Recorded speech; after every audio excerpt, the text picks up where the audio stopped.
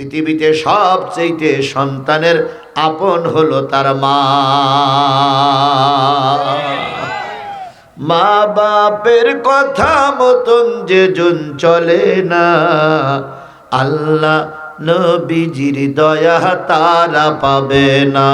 ভাইরে আল্লাহ নবীজির দয়া তারা পাবে না।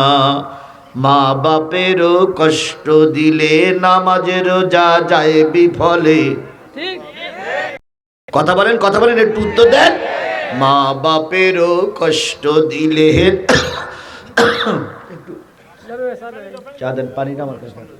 মা বাপেরও কষ্ট দিলে নামাজের রোজা যায় বিফলে।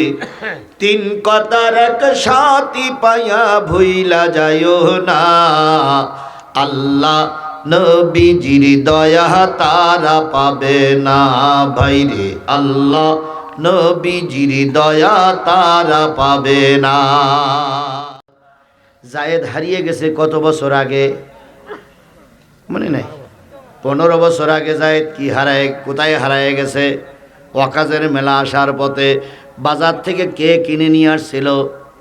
খাদিজা। একটু মনে রাখবেন তাহলে সুবিধা হবে, আমার বলতে সুবিধা হবে। জায়েদের চাচা আসলেন, নিয়ত হলো রসুলকে কি করবে? মেরে দেবে। সামনাসামনি এসে বসলেন, ডান হাতে তরবারির বাট, বাম হাত দিয়ে রসুলের বাম হাতখানা ধরে বললেন, আপনি কি আল্লাহর নবী?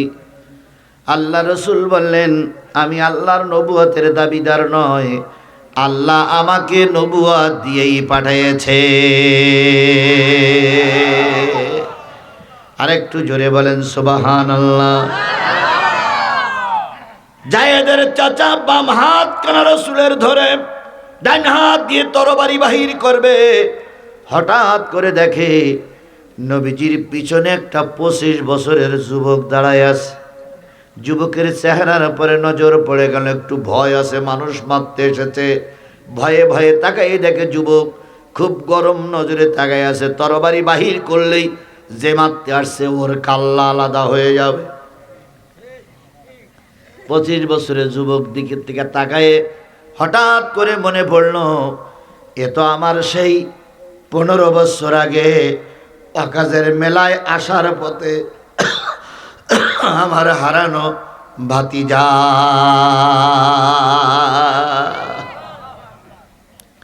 15 বছর ভাই আর ভাবি সন্তানের বিয়োগ বেদনায় নিজেরা অন্ধ হয়ে গেছে।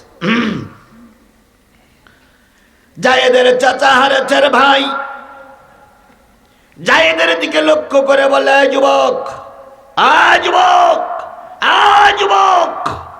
নাম কি? জায়েদ। এ দুজন লোক চলে গেল কেন? হ্যাঁ,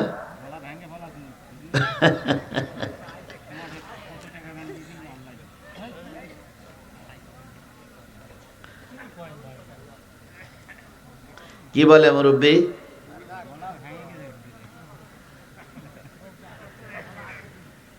জায়েদের চাচা জায়েদকে লক্ষ্য করে বলতেছে, জায়েদ তোমার নাম কি? যুবক বললেন, জায়েদ। বাবার নাম মুহাম্মদ রাসূলুল্লাহ সাল্লাল্লাহু আলাইহি সাল্লাম, মার নাম খাদিজা।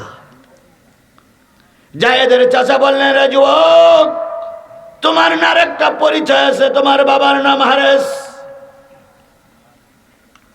তোমার বাবার বাড়ি মদিনায়, লক্ষ্য করে দেখো তো আমি তোমার চাচা। জায়েদ বললেন, আমি চাচা চিনি না, বাবা চিনি না, আমি ছোটবেলা থেকে রসুলের দরবারে লালিত পালিত হয়েছি, আমি জানি রসুল আমার বাবা আর খাদিজা হলো আমার মা।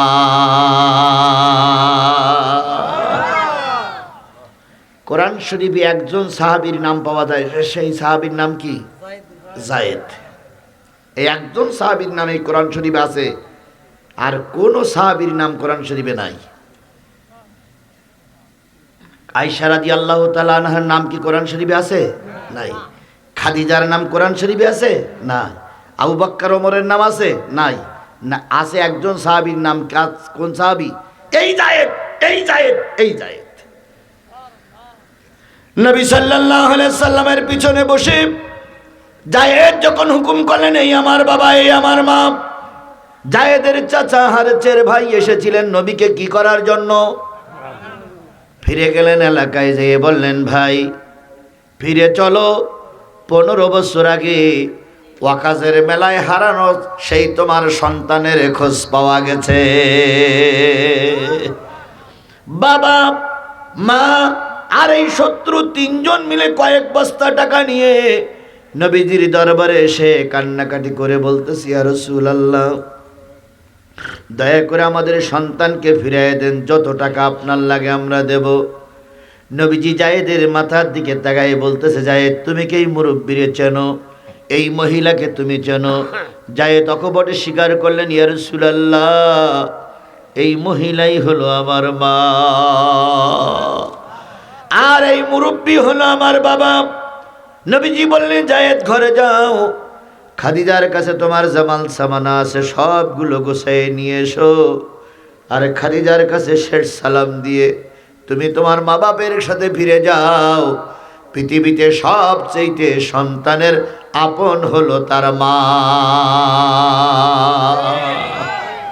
মা বাপের কথা মতন যে জন চলে না, আল্লাহ নবীজির দয়া তারা পাবে না।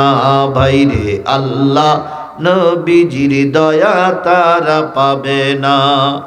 মা বাপেরও কষ্ট দিলে নামাজের রোজা যায় বিফলে। কথা বলেন, কথা বলেন, একটু উত্তর দেন। মা বাপেরও কষ্ট দিলে পানিটা আমার কাছে। মা বাপেরও কষ্ট দিলে নামাজের রোজা যায় বিফলে। 3 কথার এক সাথী পায়া ভুইলা যায়ও না, আল্লাহ নবীজির দয়া তারা পাবে না। ভাইরে, আল্লাহ নবীজির দয়া তারা পাবে না।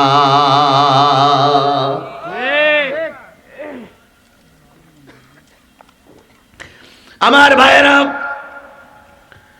জায়েদকে যখন বলা হলো, জায়েদ চুপ করে দাঁড়িয়ে আছে। জায়েদের মা বলতেছে, ইয়া রাসূলুল্লাহ, আপনার কথা বলে শুনিনি। জায়েদ বলে দাঁড়িয়ে আছে। নবীজি বললেন, জায়েদ বাড়ি যাও, ভিতরে যাও, তোমার মাল সামানা নিয়ে এসো। জায়েদের চোখের থেকে টপ টপ টপ টপ করে পানি পড়তেছে। নবীজি বললেন, জায়েদ 15 বছর পরে বাবা পেয়েছো, 15 বছর পরে মা পেয়েছো, কেন চোখের পানি ফেলায় কাঁদো? জায়েদ তখন রাসূলকে জড়াইয়ে ধরলেন, গালের পরে চুমো খেয়ে বলেন, ইয়া রাসূলুল্লাহ, বাবার বাড়িতে ছিলাম 10 বছর, আপনার দরবারে আছে 15 বছর। আমি আমার মায়ের একমাত্র সন্তান, বাবার একমাত্র সন্তান। মার বাবা কারণে অকারণে আমাকে মেরেছে। আমি 15 বছর আপনার দরবারে আছি, একটিবারের জন্য আপনি আমার সঙ্গে দুর্ব্যবহার করেন নাই, একটিবারের জন্য আপনি আমাকে কষ্ট দেন নাই। আপনি যা খেয়েছেন আমাকে তাই খাওয়াইছেন, আপনি যে বিছানায় শুয়েছেন আমাকে সেই বিছানায় শোয়াইছেন। এই জন্য আমি জানি আপনার চাইতে ভালো মানুষ সমাজে আর কেউ, আর একটু জোরে বলেন, সমাজে আর কেউ। সুতরাং আপনার দরবার থেকে আমারে ফিরাই দেবেন না নবী, আপনার রহমতের দরবার আমাকে একটু ঠাঁই দেন। জায়েদের কান্নাকাটি দেখে জায়েদের মা আর জায়েদের বাবা 2 জন দাঁড়িয়ে বলেন, ইয়া রাসূলুল্লাহ, পেটে ধরেছিলাম আমি, জন্ম দিয়েছিলাম আমি 2 জনে মিলে, আমার সন্তান 15টা বছর আপনার দরবারে থেকে সময়ে পরিবর্তন হয়ে গেছে। আমরা আমাদের সন্তানকে আপনার জন্য কোরবান করে গেলাম।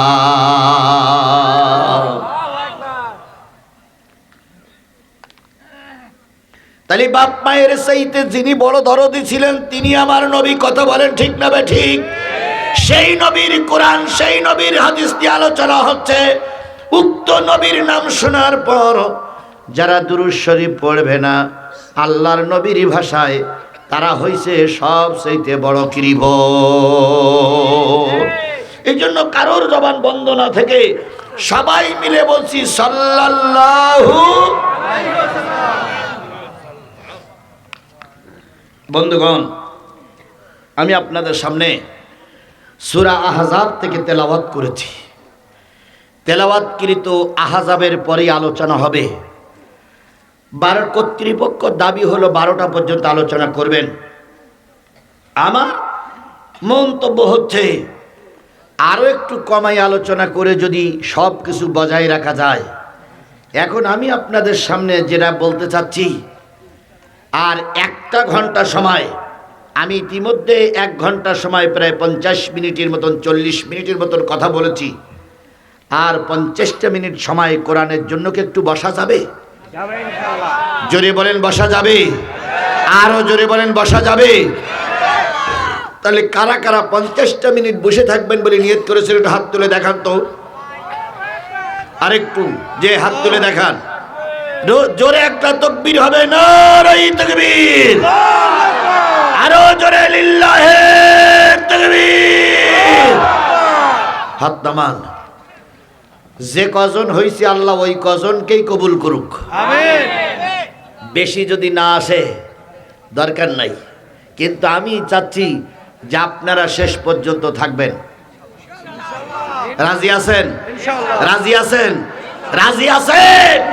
আল্লাহ যে কজনকে কবুল করেছে এই কজন যদি শেষ পর্যন্ত থাকে, আমরা দোয়া করি আল্লাহর জান্নাত দিয়ে বাড়ি যাব ইনশাআল্লাহ। ইনশাআল্লাহ। আল্লাহ আখিরি মোনাজাত পর্যন্ত আমাদের কবুল করুক, আমিন। আরো জোরে বলেন আমিন।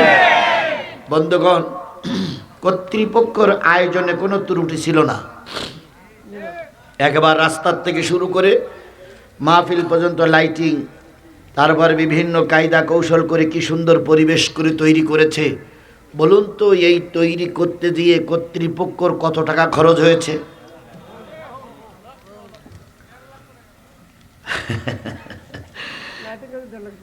আমার মনে হয় 3-4 লাখ টাকা তো অবশ্যই খরচ হয়েছে। কি ঠিক কিনা? 4 লাখ টাকা আমি আপনাদের কাছে চাচ্ছি না। 4 লক্ষ টাকার ভিতরে যদি 4-5-20টা টাকা আমার শরীক থাকে, তাহলে এই মাহফিলের ওসিলায় যদি কেউ নাজাত পায় তা আমিও নাজাত পাবো। কথা বলেন, কথা বলেন, কথা বলেন। এই জন্য হাফিজিয়া মাদ্রাসায় লিল্লাহ বোর্ডিংয়ে আমার 20টা টাকা, 30টা টাকা, 50টা টাকা, 100 টাকা, 200 টাকা, 1000 টাকা, 5000 টাকা আমি শরীক থাকতে চাই। আপনারা কি আমার সঙ্গে একমত? আমার সঙ্গে একমত? সবাই একমত? তাহলে আমরা চেষ্টা করি আমরা কিছু শরীক থাকবো। এনারা একা খরচ করবেন, আমরা কিছু শরীক থাকবো। কাজটা আপনারা, আমি আপনাদের কাছে অনেক কিছু দাবি করব না। 2 টাকা হোক, 5 টাকা হোক, 10 টাকা হোক, 20 টাকা হোক, 50 টাকা হোক, 100 টাকা হোক, 200 টাকা হোক, আমরা দেব।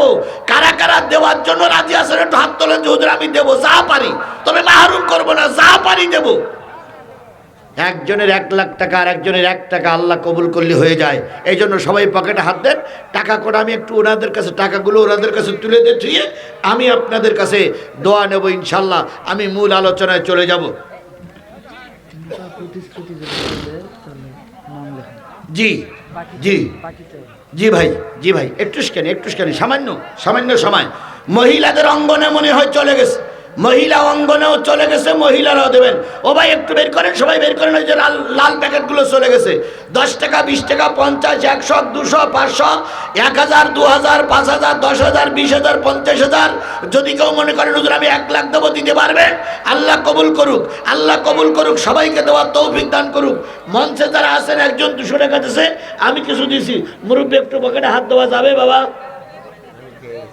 কোথায়? ও আগে মনে হয় দিছে। আপনারা একটু কিছু দেবেন না নাকি? কখন দেন? তাহলে যদি দিতে মন চাই দিয়ে দেন। আবার কখন দেবেন? যেহেতু আত্মার কালেকশন হবে না, কালেকশন তো সারা রাত করা যাবে না। কালেকশন সারা রাখতে করে এখনো বলতেছে দেবো দেবো, তো কখন দেবে? যদি দেন তো এখনই দিতে হবে, কারণ আপনার জন্য নতুন করে আবার তো কালেকশন হবে না। এখন যদি মনে চায় আল্লাহর ঘর রাসূলের ঘরের জন্য কিছু দেবেন, এখনই দেবেন। নতুন করে আবার চাওয়া যাবে না, ওই চাওয়ার সময় আমাদের নেই। যদি 3 বার কালেকশন করতে হয় তো ওয়াজ হবে কখন? এই জন্য দয়া করে মনটা নরম করুন, এই হেফজখানার জন্য কিছু টাকা দান করেন। আল্লাহ সবাইকে দেওয়ার তৌফিক দান করুক, আল্লাহ সবাইকে দেওয়ার তৌফিক দান করুক, আল্লাহ সবাইকে দেওয়ার তৌফিক দান করুক। দিয়ে ধন বুঝে মন, কেড়ে নিতে কতক্ষণ? কোরমা খাও, পোলাও খাও, হজম হয়ে যাবে। নবীর ঘরে দান করিলে পরকালে পাওয়া যাবে। আমার ভাইয়ের একটা লোক উঠবো না। এই যুবকেরা যুবকেরা তোমরা চলে যাও কেন? কয়জন যুবক? হ্যাঁ হোক হোক, কিছু লোকের তো সব জিনিস সহ্য হয় না, কারণ ওই ইলিশ মাছ সবাই দেখলে ভালো লাগে না। আল্লাহ কবুল করুক। আবার কিছু লোক চিন্তা করছে টাকা তো হুজুর চাবেই, টাকা চাওয়ার পরে যাবো। ওই যে গেটে কিছু লোক দাঁড়াই আছে, এ লোকের গুলো টার্গেট হচ্ছে টাকা চাওয়ার পরে বসবে না, টাকা চাওয়ার আগে আসবে না। কারণ এরা চিন্তা করে টাকা দেবো না, চাইলে হুজুরের হাত তুলতে বসছে, এই টাকাটা কালেকশন হয়ে যাক, মানে আমার সেই চালাক। আল্লাহ কবুল করুক, আল্লাহ কবুল করুক। যদি কেউ বাকিতে লিখাই দিতে চান, 500, 1000, 2000, 5000, 10000, 20000, 50,000 বাকিতে দেবেন। যদি কেউ লিখাই দিতে চান, মেহেরবানি করে লিখাই দেবেন, নামগুলো লিখে নেওয়া হবে, পরবর্তীতে আপনাদের কাছে যে সেগুলো নিয়ে আসা হবে।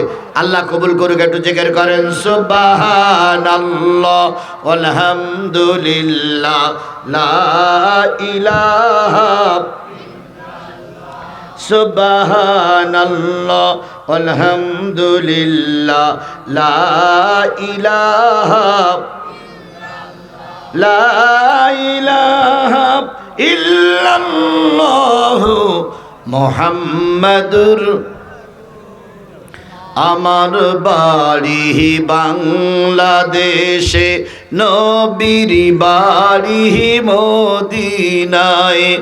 সকল দেশে নীলারে প্রভু, কেবল নীলানা মদিনায়। সুবহানাল্লাহ আলহামদুলিল্লাহ লা ইলাহা। একটু জোরে বলেন, পড়লে কি গোনা হবে? সুবহানাল্লাহ আলহামদুলিল্লাহ লা ইলাহা। আরো জোরে সুবহানাল্লাহ আলহামদুলিল্লাহ লা ইলাহা লা ইলাহা ইল্লাল্লাহ মুহাম্মাদুর রাসূলুল্লাহ। সুবহানাল্লাহ আলহামদুলিল্লাহ লা ইলাহা ইল্লাল্লাহ মুহাম্মাদুর রাসূলুল্লাহ। বন্ধুগণ, এবার আসুন কোরআনের দিকে যাই। আমি সূরা আহজাবের 2টা আয়াত তেলাওয়াত করেছি, 2টা আয়াতের পরে আলোচনা করব। 2টা আয়াত তেলাওয়াত করিনি, 2টা আয়াতের পরে আলোচনা করব। সেটা হলো 69, 70, 69, 70 নম্বর আয়াত। কয়টা আয়াত? আরো জোরে বলেন, কয়টা আয়াত? আমি যেটা তেলাওয়াত করেছি ওটা বাকি রেখেছি, 2টা আয়াতের পরে আলোচনা করব। কোন সূরা? আরো জোরে বলেন। আহজাব। আহজাব শব্দের অর্থ হচ্ছে শত্রু বাহিনী। আহজাব শব্দের অর্থ কি? সবাই মিলে বলেন, আহজাব শব্দের অর্থ কি? আহজাব একটা যুদ্ধের নাম। বলুন তো, মুসলমান আর কাফিরের ভিতরে প্রথম ইসলামের যে যুদ্ধটা হয়েছিল সেই যুদ্ধটার নাম কি? বদর।